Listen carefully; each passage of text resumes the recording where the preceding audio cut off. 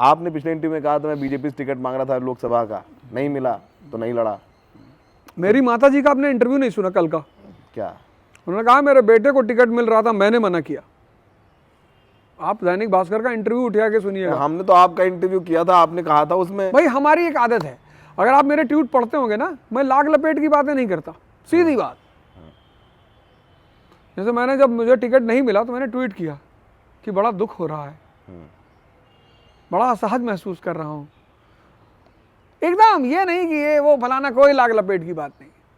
तो इस प्रजातंत्र में किसी से कहना कि भैया मैं वहां से लड़ना, ये सब बुरी बातें हैं। नहीं, बिल्कुल नहीं। तो इस पे कहा इतना हो रहा कि भाई आपने बीजेपी से कह दिया, आपने कांग्रेस पार्टी से कह दिया। हमने कहा अब तो कोई ये तो नहीं कह सकता मुझसे कि यार हमसे नहीं बताए थे। केजरीवाल जी का कितना बड़ा कलेजा है, इतना बड़ा कलेजा पैदा करने के लिए बहुत दम चाहिए। पूछेंगे, इस कलेजे पे आएंगे, इस कलेजे पे आएंगे। आपका एक बढ़िया, एक आम आदमी ने एक आम आदमी को गले लगा लिया। अब यही बात लोगों को हजम नहीं हो रही है। अरे सर, ना आप आम है ना वो आम है। वो 2 बार मुख्यमंत्री रह चुके, इतनी बड़ी पार्टी के संयोजक हैं और आप इतने बड़े शिक्षक हैं। ठीक है, कहने के लिए बातें अच्छी है, चुनाव प्रचार में कहिएगा, सब अच्छा है। लेकिन ओझा साहब, चूंकि ये व्यक्ति, हम अवध ओझा जी से बात कर रहे हैं, तो अवध ओझा जी के तमाम, मैं चाहता हूँ कि आपके जरिए उन सवालों का जवाब दें जो लोगों के मन में उठ रहे हैं, जो लोग लिख पढ़ रहे हैं, बिना एजेंडे वाले तमाम लोग हैं। बिल्कुल। आपका एक कुछ दिन पहले का इंटरव्यू था और बढ़िया, चूंकि आप ताली वाली बजवा लेते हैं, तो आपने कहा कि साहेब बीबी और गैंगस्टर का एक डायलॉग है।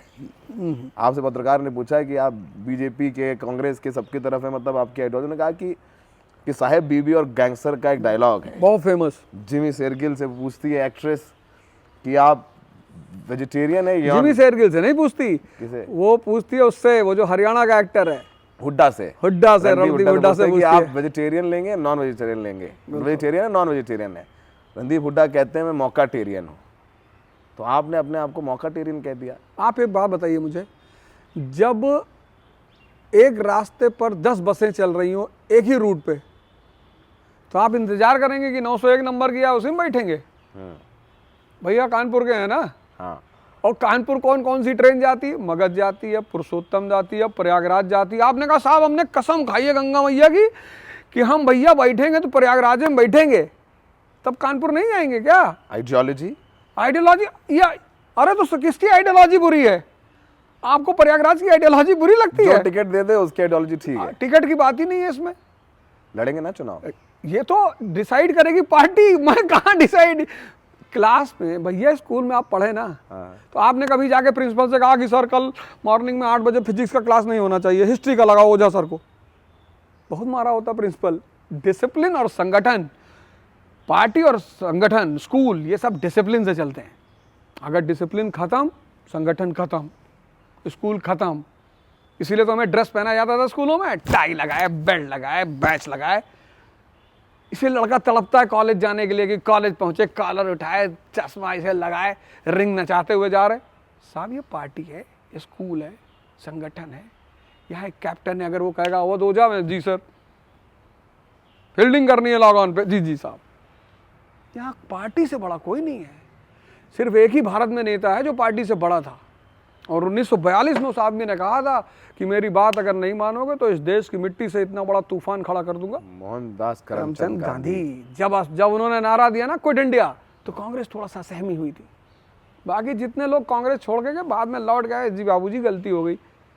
तिलक साहब भी गए थे 1907 में, बहुत बड़े वो भी विद्वान थे। सूरत स्प्लिट हुआ था। तो सदियों में कोई एक आदमी होता है। गरम दल नरम दल, 1907। इतिहास पढ़ा है गुरुजी। हम कहा कह रहे नहीं पढ़ा, तभी तो मैं इतिहास का एग्जाम्पल उठा रहा हूँ। पढ़े लिखे पत्रकार तो हमने पढ़े लिखे और कड़े भी है बहुत। जैसे आप कड़े हुए हैं ना, बढ़िया। आप भगवान राम और माता भगवती और सब ला के जो है आपने पूरा मामला बना दिया। ठीक है, खैर बहरहाल ये बताइए कि चुनाव आपने कहा बढ़िया, कैप्टन ने कहा कि यहाँ फील्डिंग करनी है, अवध ओझा तैयार होकर जाके खड़े हो गए। बिल्कुल। कहाँ फील्डिंग करेंगे? तय हुआ है कि नहीं हुआ? अरे वैसे जब सर क्या है, मैं 13 साल से कवर कर रहा हूँ, जब ऐसे ज्वाइनिंग होती है तो बहुत सारे बैक चैनल टॉक होती हैं, बातचीत होती है, फिर एक कॉमन मिनिमम प्रोग्राम के तहत तय होता है कि आप ज्वाइनिंग हो रही है अवध ओझा साहब की। और आम आदमी पार्टी ने इतना माहौल बनाया, एक दिन पहले ज्वाइन कर रहे हो, कल आएगा तूफान, ये सब ट्वीट हुए, तूफान के बीच से आप निकले, अवध ओझा जी बैठे आम आदमी पार्टी के ऑफिस में प्रेस कॉन्फ्रेंस कर रहे थे, तो ऐसा उठा दिया तूफान आम आदमी पार्टी ने, कुछ तो अवध ओझा जी को भी लगा होगा। मेरा बाप क्लर्क, उसकी सैलरी 7,000 रुपया,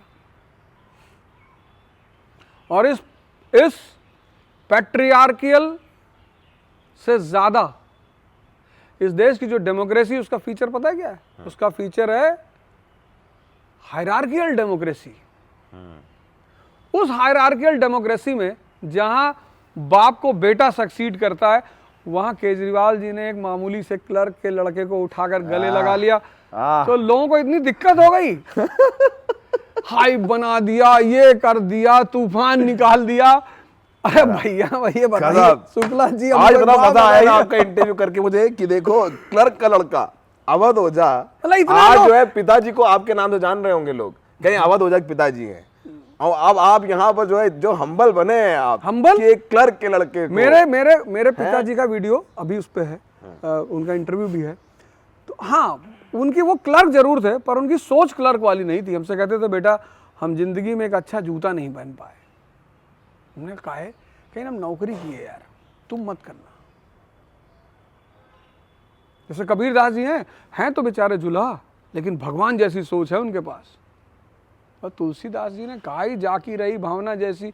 ये बात ये नहीं कि अवध ओझा आप पार्टी में है ना, इस देश का जो वो हायरार्कियल एरिस्टोक्रेसी है उसको बड़ा टेंशन हो गया है कि यार ऐसे आम आदमी पार्टी ऐसे बढ़िया बढ़िया लोगों को लेकर आएगी, कल ये भारत पे कब्जा कर लेंगे 34 तक, फिर क्या होगा? 24 से आए 29 में लगता है कि आम आदमी पार्टी से कोई प्रधानमंत्री बनेगा, और 2034 तक पूरे देश पे कब्जा। मतलब ग्रेजुअली चल रहा है ना। हमने ये कहा 29 में, कितनी बढ़िया बात कही, साइंटिफिक बात है ये, वैज्ञानिकता है इसमें। हमने ये थोड़ी कहा कल, अव्यवहारिक कोई बात नहीं, हमने कहा 34 पर 29 में प्रधानमंत्री, 34 पे सारे राज्य हमारी। आम आदमी पार्टी के आपके नेता जेल चले गए, अरविंद केजरीवाल जी, मनीष सिसोदिया जी जेल गए, संजय सिंह जी जेल गए, विजय नायर जेल गए, सत्येंद्र जैन जी जेल गए। तो आम आदमी पार्टी में जो 2029-2034 सपने देखते थे, जेल में जाना पड़ता है। देखो लिकर घोटाले में गए। नेल्सन मंडेला 27 साल जेल में रहे, और जिन्होंने भेजा सेडिशन का चार्ज लगा के, पता कितना केस था उनके ऊपर? कितना? अब आईआर नहीं पढ़ा ना। आईआर भारत की हिस्ट्री में हमने बता दी, गरम दल नरम दल। नेल्सन मंडेला 27 साल जेल में रहे। सेडिशन सबसे बड़ा चार्ज होता है, instigation of forces against British empire. उस आदमी को उसी यूरोप ने बाद में कहा, बाबूजी, बोले नोबेल प्राइज दे रहे हैं आपको। वो अंग्रेजों के खिलाफ लड़ने के लिए गए। इन पर आरोप तो शराब घोटाला करने का है।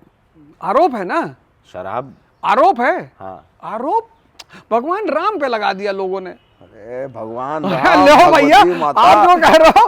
अरे भैया बताओ, भगवान राम को एग्जाम्पल देने के बाद इस देश में कुछ बचता नहीं है। देखो अरे भैया एक बात बताओ, भगवान राम पे लोगों ने आरोप लगा दिया कि वो उनकी वाइफ प्रेग्नेंट थी, जंगल भेज दिया उनको।